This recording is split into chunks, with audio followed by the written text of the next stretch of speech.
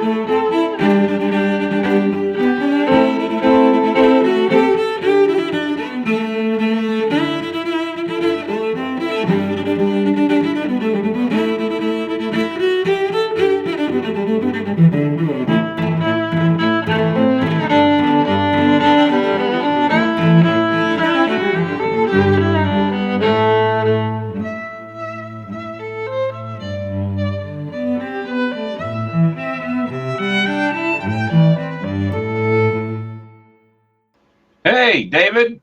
Yeah. Hey, I guess we're having a little bit of technical difficulty tonight, but I think we're live, are we not? Uh-huh.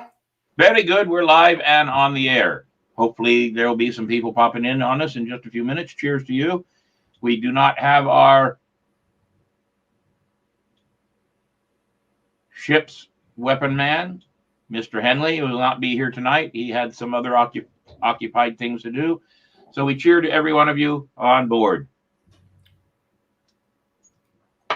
And tonight, again, I'm drinking a little bit of Kilo Kai. I'm not drinking as much, though, because, ladies and gentlemen, I have now learned that what some of you allergy sufferers are going through, and I am having problems with allergies.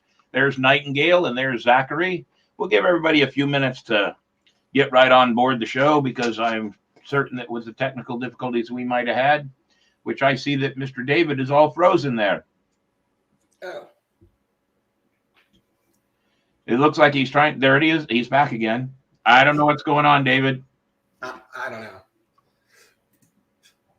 And there's Scarlet Deerheart. Ahoy there, lovely lady. And Conjurer of Cheap Tricks. Now there's a new one. Ahoy there. Very good. So, ladies and gentlemen, welcome to Captain's Quarters Podcast. This is episode number 32. Yes, ladies and gentlemen, we've been at it for over a half a year now, and we're doing quite well. Pardon me for the cough tonight. It will probably become very aggravating. There's not much I can do about it, except keep drinking.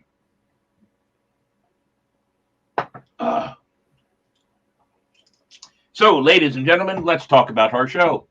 We have a really good show lined up for you. Hopefully, we'll have a bunch of people in here watching what's going on. Tonight is all about magic. We're going to do a little bit of magic.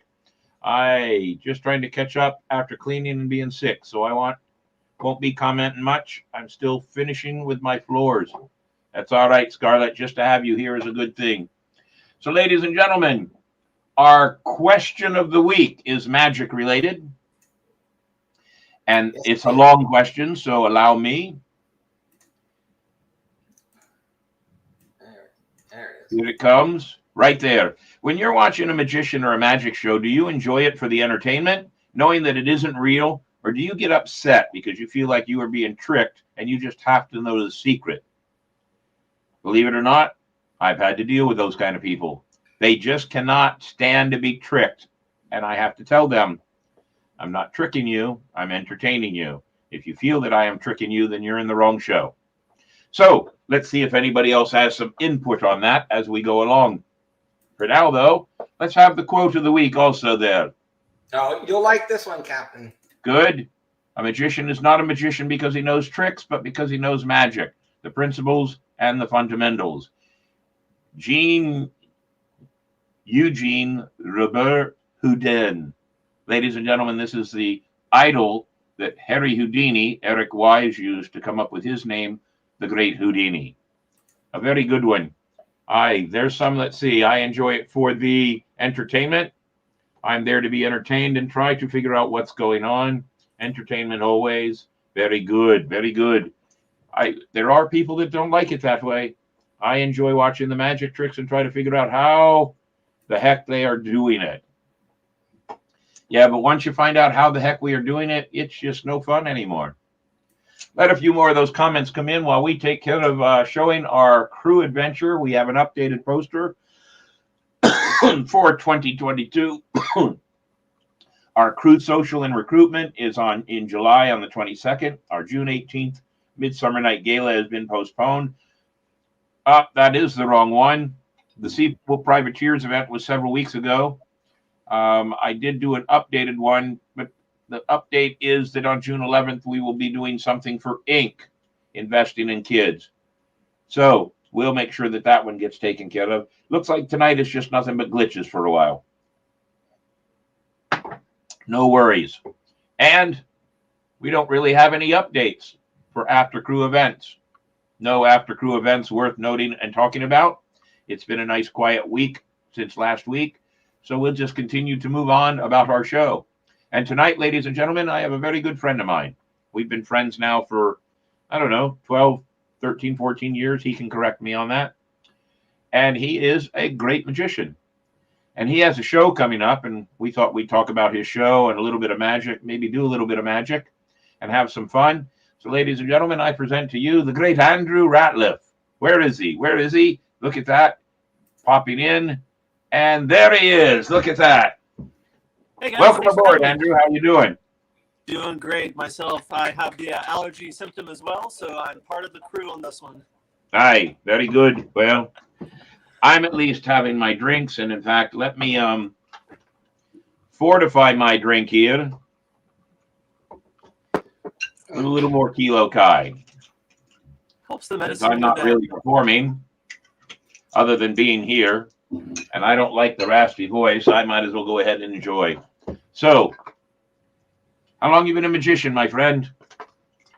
Like all great magicians, we all started off at probably about age 7 with a magic kit they got for Christmas. There you go. And that's pretty much my story. I started off at age 7 with a magic kit. It was okay. I never had a mentor, and that's the secret nobody tells you, because it doesn't come with a magic kit, is you need a good mentor. Just like any artisan, a painter, blacksmith, you need a mentor. And it wasn't until about 15 years old that I actually got a magic mentor and really picked up my game. So if you count all those like early years in between, I've probably only been doing magic for 15, maybe 20 years as a hobby, and then started getting more serious about 5 years ago. Who did you pick up as a mentor? Is it somebody I know? You may have met him one time at the first Thursday magic meetings we used to have. The one time you came up, his name is Rick Devine. He's a retired postman, and his performance name was Tricky Ricky.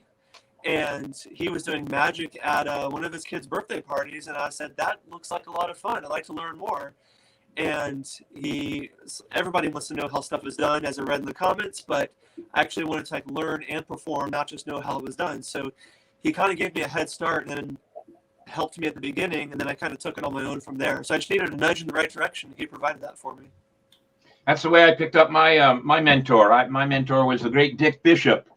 He actually was a Vegas magician that lived in the panhandle of Florida where I was living, and watched him at a festival, made a pest of myself at every show he did for about one weekend.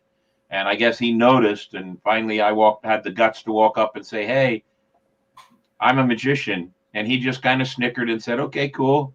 And he helped me out. He taught me the ins and outs of the performing side of magic. His famous words when he talked to me, his famous words were, dogs and whores do tricks.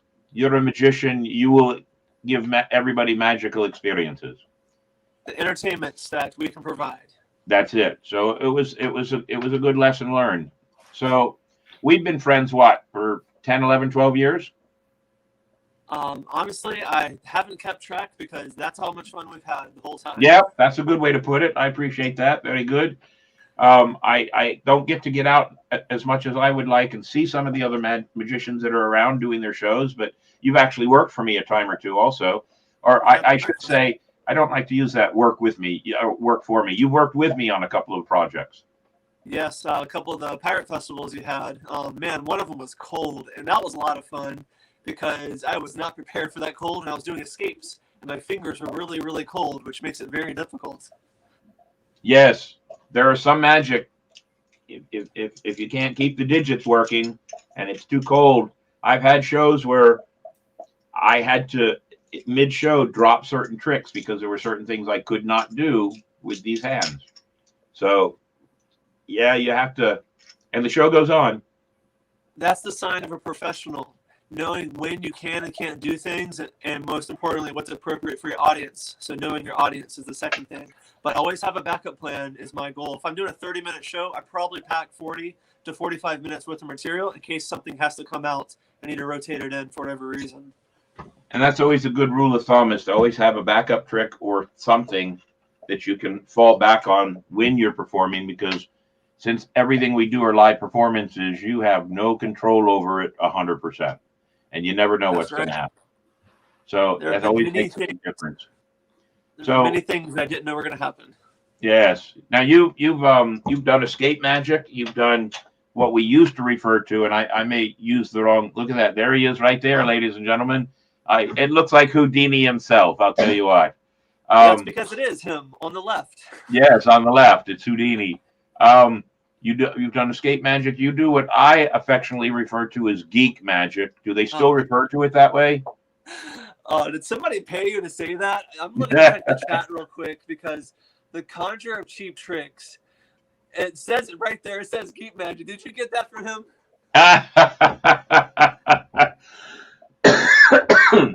Who's the Conjurer of Cheap Tricks? Do you know who that is? I know who that is. He is the other half of the Professional Liars. Very good. Very good. That is Michael Kozniak. He's the he actually came up with the name. He by himself was the Professional Liar, but when we started performing as a duo, we changed it to Professional Liars, added the S on there, and he's now the Conjurer of Cheap Tricks at the Riverside Arts Market in Jacksonville, Florida, and Riverside every Saturday at RAM Riverside Arts Market. He's there doing close-up, perfecting his craft. But he is the Conjurer of Cheap Tricks, and man, I bet this look on his face right now, his smile is so big because he loves saying geek magic because he knows it really bothers me because nobody calls it that anymore. Yeah, it's either sideshow or stunts. Well, you see, I'm old school. I'm Harry Anderson magic, right? And Harry Anderson referred to it as geek magic. So the problem with that is it's not always magic. Sometimes it's just a stunt, and the three of us could all perform the same stunt. But if you, the magician, are doing it, it's magic because it's what you do. Yeah, there he is. He has a huge smile on his face. I told you. So if you perform it as the magician, it's a magic trick. If I perform something similar as an escape artist, it's an escape, and it's real. There's no magic involved. And if Davey performs it, it's a really cool party trick because he's not pledged himself as any type of performer. So we can all three do the same thing. It just depends on the presentation, in all honesty. And that's one way to look at it as magicians. The props that we use, and I got a bill in my hand here because I'm going to do something real quick. The props that we use are the tools of the trade. It would be like us being farmers, and we need the tools, the tractors and everything else to produce the magic of a good crop. Or any other job, these are the tools of our trade, and every bit of it, you could have the same exact tools in your hand, a group of silks, cups and balls, same with Conjurer of Cheap Tricks, cups and balls, which I'm sure he probably does if he's doing close-up magic. And the presentation of the trick is what makes it different. So I'm gonna do a quick one here with the camera if everybody can see that. That's a $50 bill, and I want everybody to watch it really close. Watch the $50 bill because that $50 bill is very important. as I fold the bill in half, and this is all going to be done right here. I did this once on the Jumbotron at the University of Arizona, I think it was. Now I fold the bill in half, and then I fold the bill in half again. Now notice I try to make sure that my hands are always open. I'm not hiding anything. I'm folding it up again, and I'm folding it up one more time so it becomes so small you can barely see it. But without any hesitation, I'm going to open it back up again. And this is how magicians actually make their money, ladies and gentlemen. We actually try to do what we can to double our money. And there it is, ladies and gentlemen. Watch closely. Let's see if I can unfold it. I think I had it folded backwards tonight, but there it is right there in front of you. That's what it was. It was upside down. I had it printed backwards. And there's a $100 bill, ladies and gentlemen, just for you to take a look at. There's the $100 bill. So that's sleight of hand. And it is one of my favorite tricks to do. I love to do that. I used to do it in Las Vegas in the comedy clubs all the time, but I did it the exact opposite. I would borrow a $100 bill, change it to a 1, and tell them, thank you very much for the $99 profit. Bingo. Bingo, you're in Vegas. You come here to lose money. That was it. So that was it. So we're going to ask you to do a trick here in just a minute. When you're ready, you just let us know you want to do it. I know you've kind of worked a few things out. Not that we've worked out anything in advance. We want people to know that. Wait, and that was always the thing that I believe, and I'm sure you do too, and our conjurer of cheap tricks probably agrees with us. Magic is one of the last actual real performing arts that it is more impressive to see in person than it is to see in camera version. You can't connect with your audience. Now, there's a lot of performers right now that'll tell me I'm wrong, which is fair. I feel like you can't connect with the audience as well or respond to any comments they have to like make it part of the routine. In the past 2 years, 3 years now, I've performed exactly 0 times on camera just because I just like performing live. It's easier to say you and I and Davey are all plan something out because people haven't seen us for the past 30 minutes before the show started. So it's a bummer if they want to not believe, but at the same time, it's just time to be entertained and just go along with it is the best answer I have. Well, there's one other aspect of that, and that is that the camera lends just a small bit in your brain that there's a little bit of tomfoolery going on. And when you have that little bit of aspect of the tomfoolery, it makes the trick less impressive, less believable.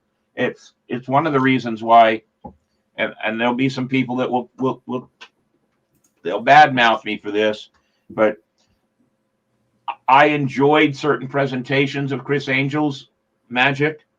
Sure. And there were certain routines that he did do that were on camera that were really great routines and really great illusions. But some of it, and having been in the magic world, so it to me, some of it wasn't so impressive. But his most impressive one, really, truly to me, was when he walked through the glass wall at a store. Yeah. And I know it, and you probably know it, as the piece of plastic with the plastic frame, and you put a card in it and shove a pencil through it, the whole 9 yards. It's the same trick. Right. Without giving away too much. Right. It's the same trick, but he expanded it to a store and an actual store with a plate glass window and made it truly believable. Even though I would know that there might have been a camera trick behind it or whatever else, and there was no camera trick behind it. It was just the presentation of the illusion that was the illusion, if that makes sense. I have seen Chris Angel live, and of course we've all seen him on TV or whatnot. But me as a performer individually, this is solely me thinking this, and the conjurer will probably agree with me. If I'm doing something on film for you, or I'm filming it just for the world to see, YouTube or Facebook or whatever, I firmly believe that if somebody wants to hire me, I should be able to do that exact trick for them at the show or at their house or the venue, because I don't want to be, I can't do that one because I already did it online, but I could do something better. I firmly believe if they like that, they should be able to hire that and have it happen live in front of them. Personally. True. Absolutely true. And I mean, if you read any books about Harry Houdini, there was some prep work on a lot of his stuff. Sure. I mean, but I'm not going to give that away. I'm not going to say too much because if you want to read about Harry Houdini, then go research it yourself. But he was a great showman, but he had a crew of people that helped him out, and he was a prep man. He really did good prep. So you do straitjacket escapes? Yes. You do an underwater escape too, right? So that's the big cat that's coming out of the bag here soon. I'm recreating an underwater escape. It's inspired by Houdini. I just don't have his same apparatus because it's like $10,000. I don't have that kind of money laying around for magic right now. But I'm doing an escape now. There's the magic community will group escapes together, and then non-performers will also put escapes in the magic community. But there's a great divide currently. There's a magical way to do some escapes where there's zero harm, zero danger. It's just pure entertainment, if you will, for how it's how it's happening. I've been going down the road, which was similar to Harry Houdini. He started off with magic, and then he did his suspended straitjacket. There's nothing fake about that. He was hung by his ankles in the air. He got out of the straitjacket. Had he failed to get out of the straitjacket, that'd have been embarrassing, number one. If he failed to prep correctly and didn't have a good crew, he could have fallen and been greatly injured. And that's real to me. It takes the fake possible cheating part out of it, and it's just pure strength, dexterity, and determination that he's doing those things. I've done that one time. I'm looking to do it again. I'm in talks potentially with Ripley St. Augustine to do that later on this year live. And then secondarily to that, if I can't get a crane, turns out nobody wants to rent me a crane to do that in this area.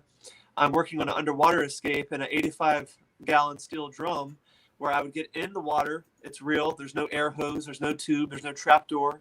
A lid gets put on. It's padlocked and chained. And then there's 2 holes drilled in the lid where I can get my hands through, and then I'm handcuffed. And this is a real live water torture barrel instead of a water torture cell. I'll be underwater where I can't see my hands, picking handcuffs, picking a padlock. I've been training about 4 months for it now, and it's really hard. It's mentally and physically challenging. Probably one of the hardest things I've ever done. And if I can't get their crane rental to come through, I'll probably be doing that in September, if not sooner this year. Have any of the crane rental companies told you it's a matter of insurance? Is that the problem? Some won't write back. One of them said, unfortunately, we're just not interested in doing something like that. But at the very end, they said, but good luck. They want to see it happen, but it's not going to be with them.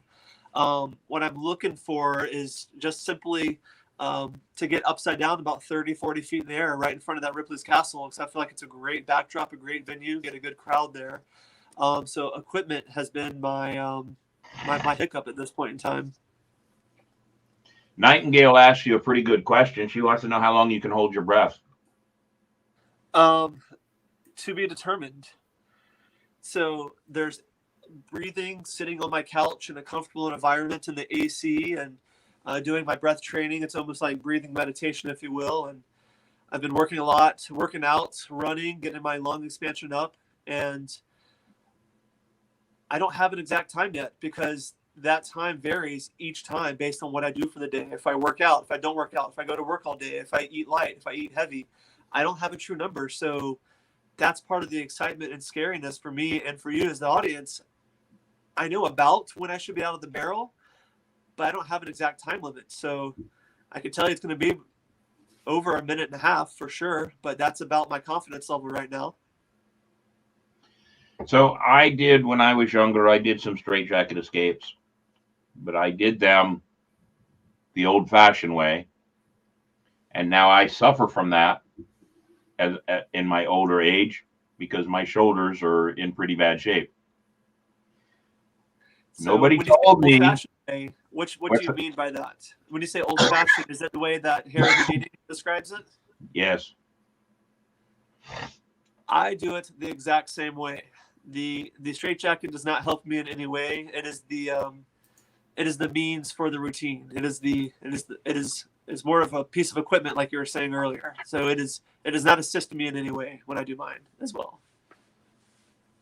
Yeah, it can.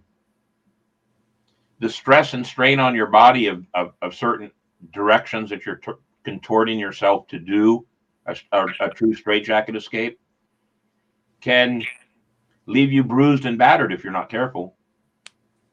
Yeah, I mean, you can get hurt. I've seen people. Make sure I catch up on the comments. I've seen they sell straitjackets that do assist you on the way out, and you can see the difference in the performer when they're using something to their advantage. You can in person you can feel it and sense it as opposed to like a screen or on TV. You can see when it's real.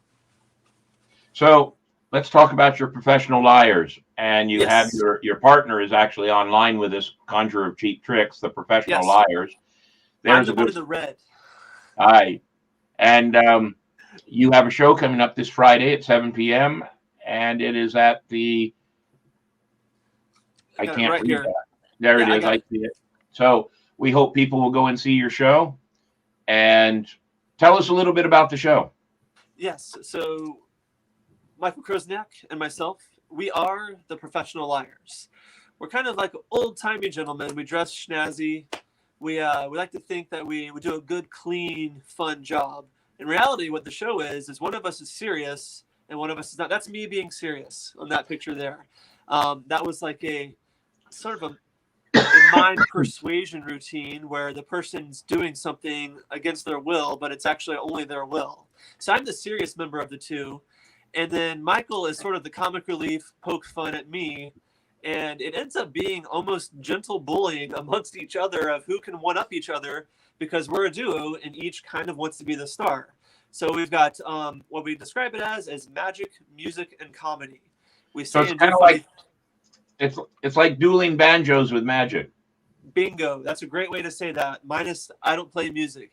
Michael Krosniak actually is a great pianist. He plays piano live during the show, not only as an intro, but as some of the routines I'm performing, he's providing the background music. So we as the liars, we like to be as authentic as we can. So we're doing the magic, we're doing the comedy, and he actually provides the music as well. And it's a fun show to do. And with us as a duo, we have many years of different things we wanted to try, but you almost need a second person to do it because it's magic. It looks a little hokey if one person's always in control of the cards, if one person's always in control of the whatever. So we kind of like split ourselves on the opposite side of the stage and make it a full stage experience with what we call parlor magic. You and I refer to as it's not a big box that a girl gets into and it's not close up for 3 or 4 people. It's for an audience of anywhere 30, 40, 50, 60 people can all see and enjoy from their seats and still be part of the show, even if they're kind of a distance away. It's my favorite kind. I mean, I used to do illusions. I still have 3. Pardon me. I still have 3 illusions in my garage that I haven't used any of the 3 illusions in years. Well, that's the problem from all my friends that have done those. They say it ends up being like furniture. You need that extra couch, and then you buy the couch and you don't use it. Then you end up moving furniture around every time you clean your house. So you got to have. I've got 3 illusions that a part of me says I should try to find somebody that wants to buy them, and the other part of me keeps them for nostalgic reasons, thinking, "Oh, I'll get a chance to do them one day." That's what we as performers do. We want to be prepared in hopes that the moment arises, and we're going to be professional. We're going to be Johnny on the spot because we have whatever routine or prop that is ready to go. And I just turned 64, so sometimes, and I don't want to badmouth any magician I've ever seen, all right? But sometimes older magicians doing stage craft just doesn't look as good as younger magicians doing stagecraft. It just really, I'm not saying it's because we're fat or overweight or gray haired or old. Sure. It just, there's a certain persona of doing certain kinds of stage tricks. I have a levitation. The one illusion that I have that I don't want to get rid of is it's a wakeling cut a lady in half routine. Right. Wakeling, the wakeling ladies cut in half routine is a actual colonial era American cut a lady in half routine, which fits with my pirate routine. Perfect. But the problem is it's hard to find girls that'll that can do what needs to be done in one of these illusions. And you have to move the prop from the show from your house back and forth. Yeah. And at 64 years old, I don't like moving stuff anymore. I really, when my mentor showed up at a church magic or church event to do magic, and I was so proud he was there because there's my mentor, and he shows up with 2 suitcases. And I'm going, what's he going to do with 2 suitcases? I was really disappointed at first. It's the performer. It's the entertainment value. The props are just the book that has the words in it. We got to tell the story. Well, look at the one routine. You've seen me do the professor's nightmare 3-rope routine. Yeah. I've turned it into a pirate story, and I've done that trick for audiences of over 100 people. It's very small, but because of the way we play it, it plays very well, and the entire audience gets involved in my 3-rope routine because I make them sing. They all have to sing and be a part of the trick. So that's the entertainment value. That's a magic trick older than both of us. Yes, it is. I met the man that invented that trick back in 1996.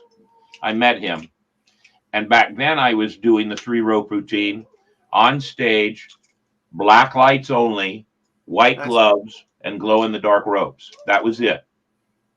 And he'd never seen that before, and he came backstage and made some very good comments about knowing it was his trick and that I was doing it.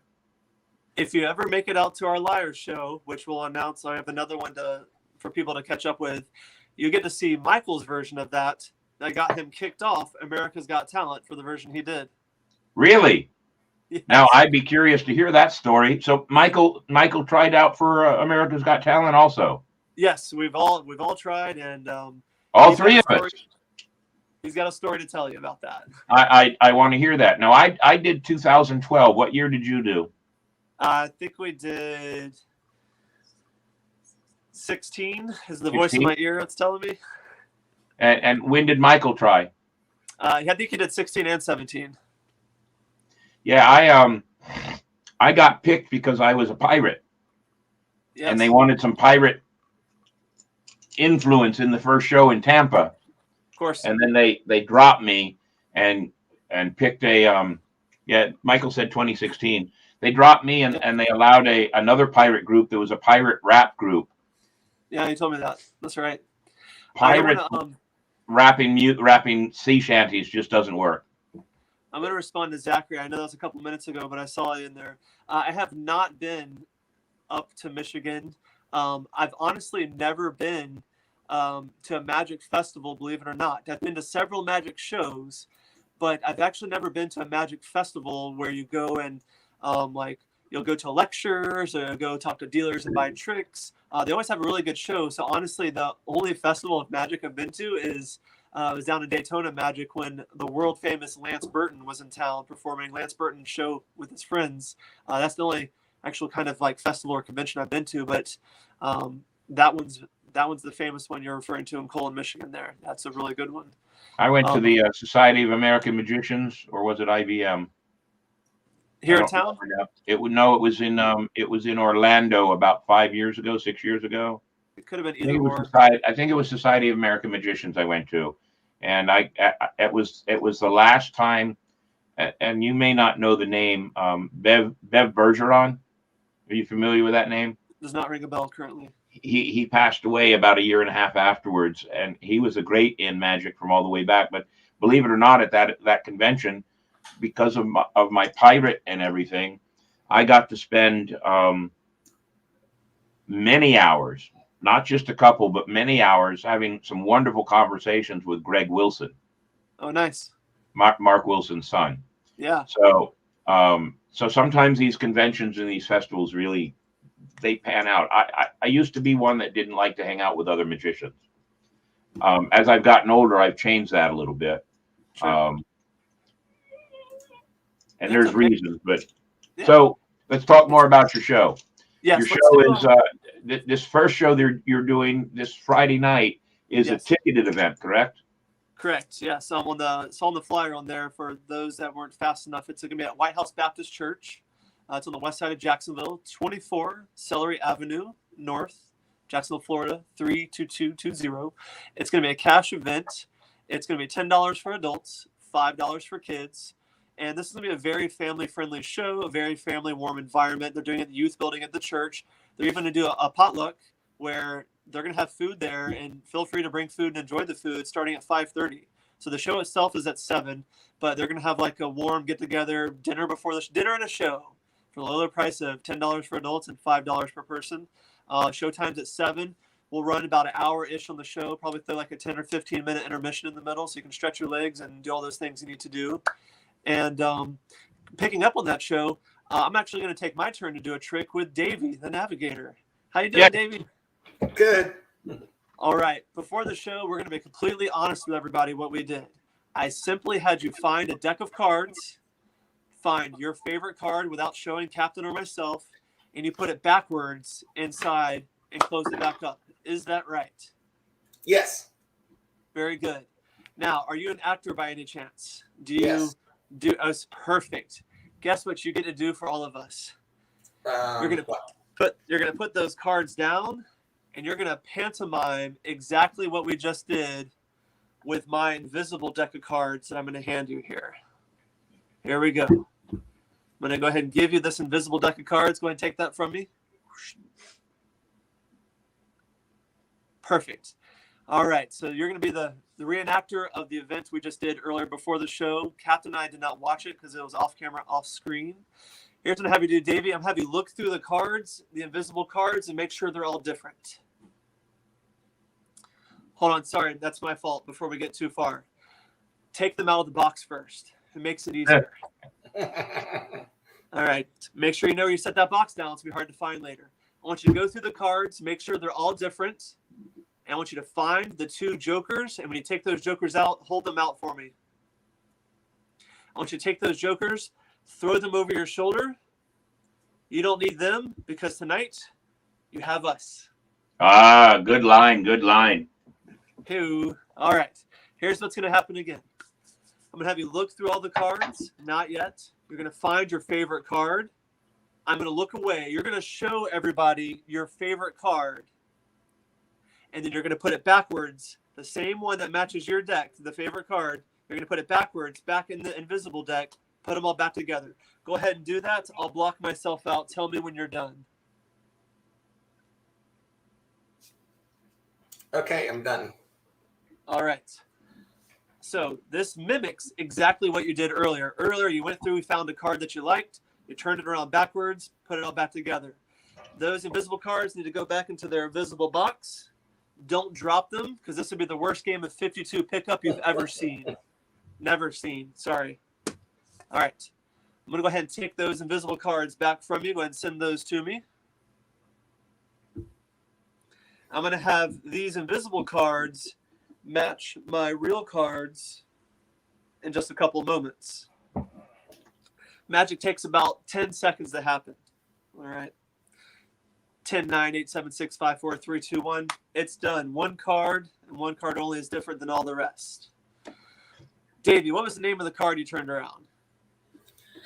It was the Queen of Hearts. Believe it or not, inside this deck of cards is a Queen of Hearts, along with 51 other cards. Don't get excited yet. Nothing's happened. All right. I want you to prove to me and everyone else, go through and show everybody your cards that the Queen of Hearts was the only one that was backwards. I don't know if you're a magician. Doesn't sound like it, but it's okay. If you could thumb through, there it is. Queen of Hearts. Very, very good. You're a truth teller and a gentleman. You could put those cards down. Now, let's see if I had the intuition to figure that out as well. Let's go through and look and see. There's one right out the gate. Different than all the rest. If that's the Queen of Hearts, Davey, would that be a great trick? Yes. If that was the Queen of Hearts, Davey, would that be a really amazing trick? Yes. If that was the Queen of Hearts, you would promise that we did not set this up beforehand? Oh, you would yes. clap and smile, and everybody else, believe it or not, the one and only Queen of Hearts. Whoa. Very good. Very good. Good job. Good job. Of course, we don't believe you because you're a liar.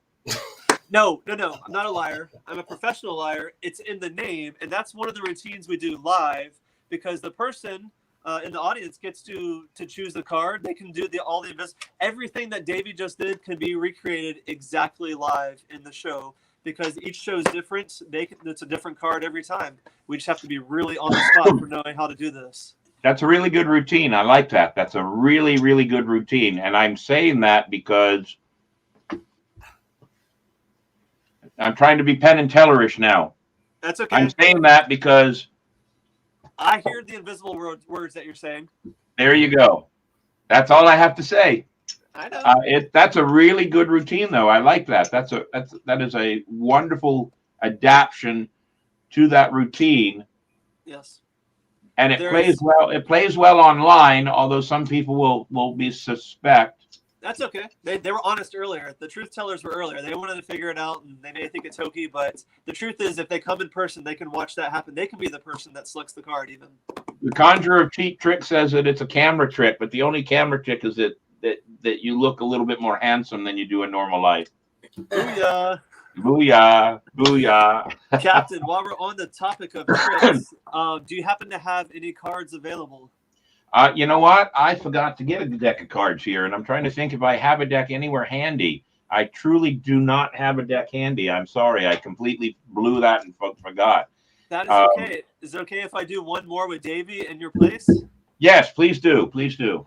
Davey, do you possibly have the opportunity to pan your camera slightly down? Do you have any desktop space in front of you by any chance? Like, yes, I enough do. For like a couple spots for cards? All right. I'm going to explain first, and then we're going to do this second. So in my hand is the deck of cards, and I'm going to put that in my dealing hand. My dealing hand's the one that holds the cards, just like so. When you're dealing cards, that's how that works. Perfect. It's almost like this was planned. That's a great view. Good job, Davey. Here's what I'm going to have you do. I'm going to have you hold the cards in your dealing hand. There's a little bit of lag there, so tell me when you've done that. There it is.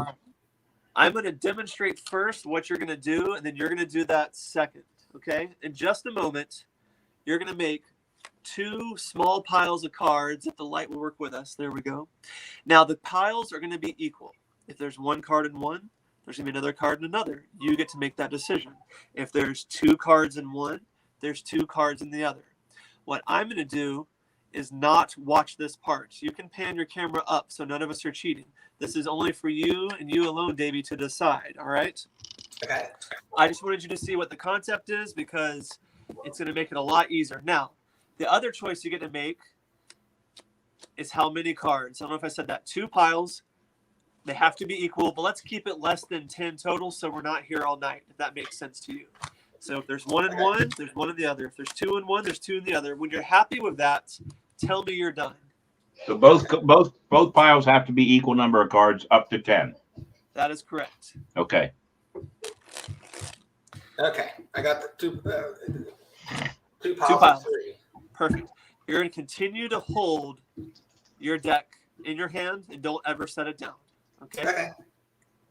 Now, you're going to find a random card. The way we did this was the 2 piles and the whatever amount of cards you decided.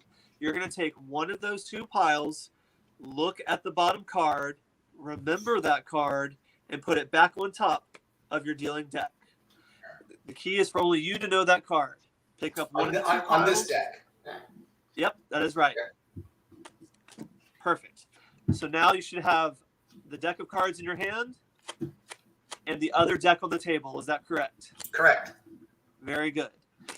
We're going to mix up the order of the cards. You're going to make a new 3rd pile, if that makes sense. So you're going to deal a card to a new pile that's not on the deck on the countertop. You understand? I'm going to tell you how to do that. Not yet. When I tell you to, you're going to deal 1 card and 1 card only, and you're going to say, okay, when you've done that. Do you understand? Yes. Deal.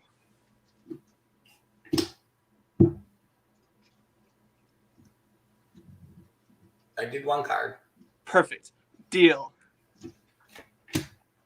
2nd card. Deal. 3rd card. Deal. 4th card. Deal. 5th card. Deal. 6th card. Deal. 7th card. Deal. 8th card. Deal. 9th card. Deal. 10th card. One more for good measure. Deal. 11th card. All right, 11Zs. That's my favorite number. Now, what you've effectively done is found a random card. You've shuffled up the order. That stack you just dealt onto the table, you're going to pick that same stack up and drop it back on the deck. Okay. Captain, here's what we've done. We took him picking a card earlier in the first routine to a card that he likes to a random card. He made 2 piles with whatever amount of cards he chose. He picked one of those cards. He dropped it on top. We shuffled down a bunch of cards. We picked up the cards, and now he has all the cards in his hand. Right, Davey? All of them? Even the 2? Yeah, you have all the cards in your hand, right? Yes. All of them. Perfect. And there's nothing left on the table, right? No, table's empty. Table's empty. Very good. We're going to try this because I've never done this on camera before. We'll see if this works. Okay. I'm going to try to find your card by spelling a phrase. Okay. For every letter we spell, put 1 card down on the table. Go ahead and shift your camera down so we can keep track. Here's how that's going to look. I'm going to give you a letter. You're going to put 1 card down. Okay. All right. The first letter is T. Put 1 card down. Second letter is H. Next letter, I. Next letter, S. This is the first word. The next word, I. Perfect. S. Perfect. This is, you got 2 more spaces there. 1 for an M, 1 for a Y. Very good.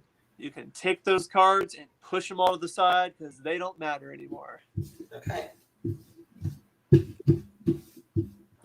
We're going to spell the word C, letter C, for the final word. C. Push 1 down. A. Put 1 down. R. Stop. This is my car. Congratulations. You got a car. But this is a card trick. This is a card trick. Before you do anything else, what was the name of your card? It was the 8 of hearts. The 8 of hearts.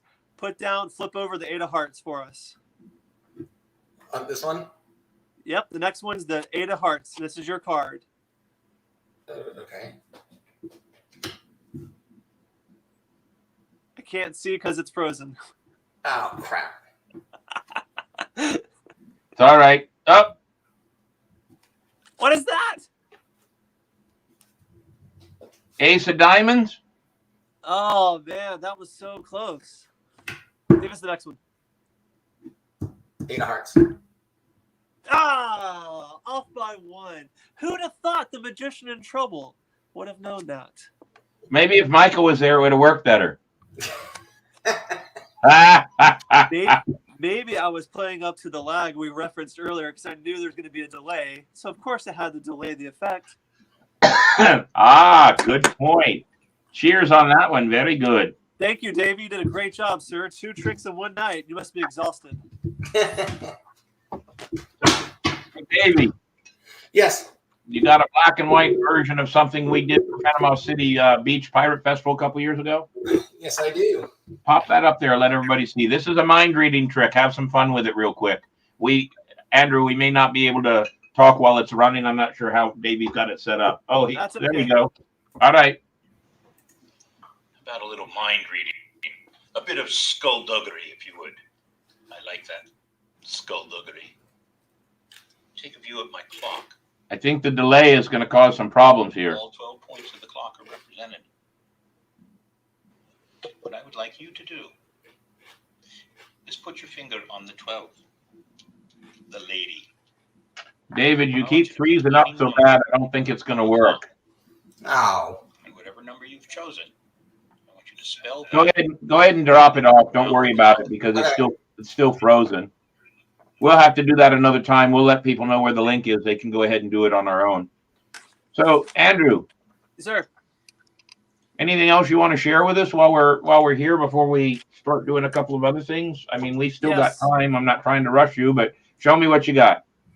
This just in, hot off the press. We have another live Professional Liar show coming up. It's going to be way in August, Saturday, August the 27th, the last Saturday of that month. We're going to be at the Jack's Craft Beer. It's the name of the location. It's a brewery, 9825 San Jose Boulevard. And that's going to be a comedy showcase called Tap That Comedy, where they've had a run of comedians only coming in, and they decided to spice it up and add a couple liars to the group to throw in some magic. So for those folks that are going to make the trip from St. Augustine into town, there's another opportunity at a brewery to come see the liars live. And we'll be doing the same jokes and tricks and all the live stuff that all the other audiences have. So you're not missing anything if you don't make it to the show coming up on this Friday. And I would like to pitch information for Michael Krosniak, the Conjure of Cheap Tricks. Please do. Please do. Sir? Go ahead. Please do. Yeah, I wanted you guys to make sure to keep up with him on Facebook, Conjure of Cheap Tricks. He can be in any of the links that I can put up online after the show. And he's at the Riverside Arts Market, so you can see him live and in person. He's a close-up performer. He excels being 3 feet away from you, having crowds of 5 to 6, but he can do bigger. So if you want to see some live, in your face, no joke magic, that's a great spot to see him. And if you want to see both of us at the Professional Liars, we have our Facebook page, The Professional Liars, where we announce upcoming shows. And then my offer to you, Captain, I've been watching the podcast since April Fool's Day. And if you'd like to have me come back and talk a little bit more about me, because, you know, performers like talking about themselves, I'll talk a little less about magic and a little more about escapes and sideshow and juggling and danger and stunts. And we can have we can tie it back up to Harry Houdini and talk more as performers. That's some of the things we experience as far as booking gigs and how that goes. Well, we've got several weeks in July and several weeks in August. Let's talk about doing something along somewhere along the mid to the end of the summer. How's that sound? Sounds great. Very good. Very good. We have, believe it or not, and we'll be talking about it, we do have almost every week planned up until July 4th, with the exception of one night, June 20th. We haven't filled that in yet, but maybe we can do something and we'll figure it out. But we have some other good ones coming in. We're always looking for having good entertainers and good performers coming in. And there, we tried something a couple of weeks ago, and I was thinking about this. This might be kind of fun to do. A couple of weeks ago, we kind of had, what do we have, about 6 or 7 people on the show at one time, David? We just were doing an experiment to see about how many we could put in. We can put up to 10 people on the screen at one time. Might be kind of fun to do, bring in a couple other magicians and just talk magic. Not necessarily tricks, but talk history of magic, because, hell, I've been around forever, so I've got some pretty good history to talk about.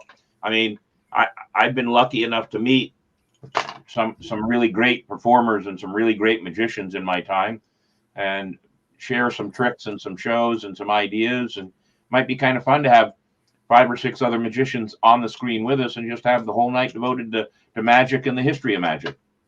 Yeah, we can. So that's the thing about magic. It's a lot of history, and some of the things you and I were talking about and some of the things I was doing, they've been done before. And I'm going to tell everybody, I'm going to break the magician's code. I'm going to tell everybody right now where they can find all of the best magic tricks and how to do them all in the world. Captain, you're going to love this. You ready? I'm going to break the rules. Here we go. All the good stuff is hidden in books. Yep. Just like all the good history, everything you want to know about magic is all written down somewhere, unless I invented it, which I don't really do. It's all in books. So there's a lot of history in magic. There's a lot of history in when I watch you do your tours at the museum, all the history is in books, and a lot of people just skip over the books and they go straight for the internet and go for YouTube, and that's the problem, is no one reads anymore. No. You've never seen my collection of magic books. I have not, no sir. When we get moved into the new house, I have every intentions of putting those books up so that they are actually out there for public viewing. I've just kept them locked away, but I probably have 400 or 500 books on magic. That's a collection there. Copperfield is proud. And it's fun to every once in a while pick one out and look at it and go through it and say, hey, I forgot about this trick. Or Sometimes the simplest magic tricks are the best. It's all the presentation and how you entertain them. And I just saw a really cool magic trick the other day that I liked. Oh, Captain Smoo is back on. He popped in. He's from up in Canada area. Hi, good to see you. Canada A, Captain Smoo. Good to see you. And Sadie Nichols, she's one of our pirate crew from the St. Augustine Swashbuckler. She now lives in Spain right now. She can make money and rum disappear, and she's not a comedian either. Oh, I beg to differ. You are pretty damn funny at times. And she does real well at making rum disappear. So we may have to have kind of a round robin. And obviously, we'd get you involved, and I'd love to have Mike on the show. That would be 3 of us. And I bet we can come up with a couple of others that would be fun to have on the show, and they can do it all from their home, like you're doing right now. And we could have a good grand time of it and have a lot of fun with it. What do you think? There's never a shortage of magic stories when you get one other magician involved. That's true. That's true. The Magic Castle in California has a really cool library of magic books. They probably have a copy of every magic book ever created. Probably. So, and you have to be invited. If I understand, you have to have a magician get you in. You can't just show up to the Magic Castle. Show up. You have to have an invite. You have to have an invite. I had my one invite back in the late 70s. So, when we do that round robin, I'll have to show off. I have one magic book that is from 1883. Yeah. Can you even open it?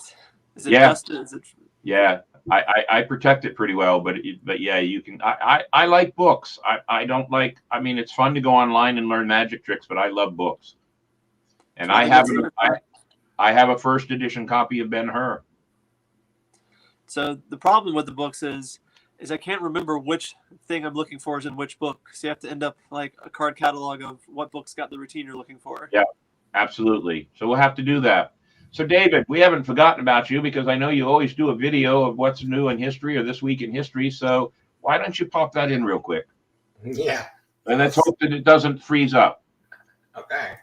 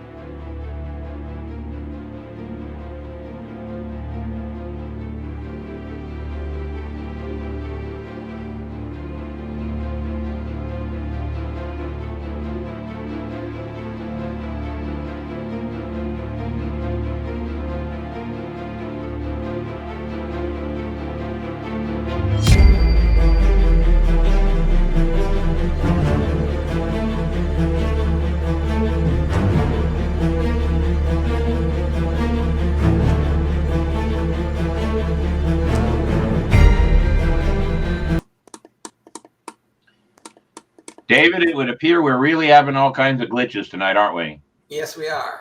All right. Well, let's not worry about it, and we'll go ahead and hang on to it. Hey, Andrew, can you? I just sent you a message on the other side of Facebook. Can you add Michael to that Facebook messaging stream that you and I and add him on there real quick, will you? Can you do that? Do it very quickly. David. Yes. Whatever the problem is, and you're frozen again. Whatever the problem is, it's weird. You'd think it was Friday the 13th. Yes. So, ladies and gentlemen, we apologize for the little glitches that have happened in our show. We are going to go ahead and do the closing of our show here with letting you know our sponsors and our crew banner and everything else. We've tried to put all that together. So let's see if that works at least before we close out. And Andrew, the reason I wanted you to put him in there, if that works, I'll let you know in just a minute. Ladies and gentlemen, there's our fine sponsors. Ancient City Sirens, Dick's Wings, Paper and Strings, Colonial Oak Music Park, and Shiver Me Pictures. Yes, I got that right. And of course, the St. Augustine Pirate and Treasure Museum. All of those are our fine sponsors that help us make sure that this show works. And we do have some good crew supporters. Of course, W Mayhem Productions, the St. Augustine Swashbucklers, William Mayhem himself, that would be me, the Powder Monkey, and of course, there's the three of us, Captain's Quarters Podcast crew, right there. Those are our support personnel for a fine show we do. And ladies and gentlemen, our charities, the charities we do so much good work for, St. Augustine Youth Services, Investing in Kids and the Humane Society, and of course, the St. Augustine Swashbucklers' own Toys for Pits. That's our drive. We'd like to have each and every one of you become a part of our show. You can be a part of our show by going to our YouTube channel and liking and subscribing and being a part of our Patreon challenge. We have the Captain's Quarters Podcast now. Please like and support us. The more we get, the more likes and subscribing we get, the stronger we become. And we need your help to do that.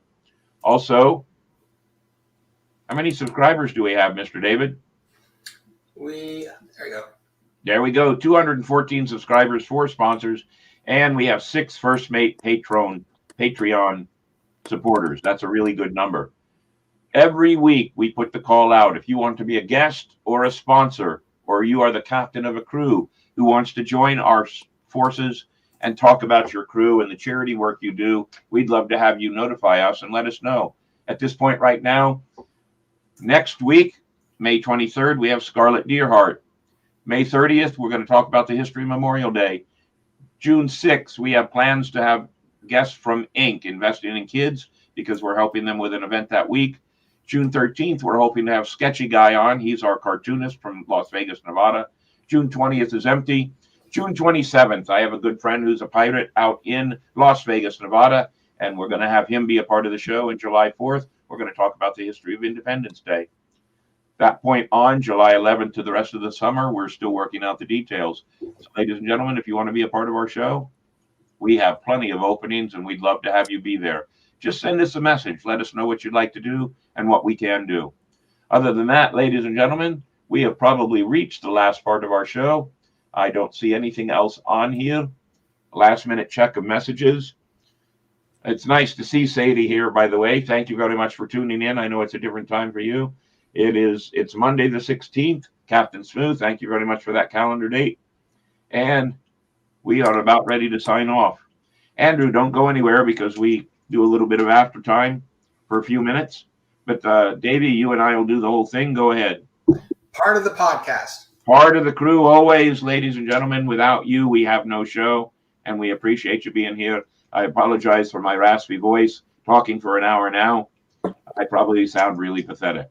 But thank goodness for Tampico and rum. It works well.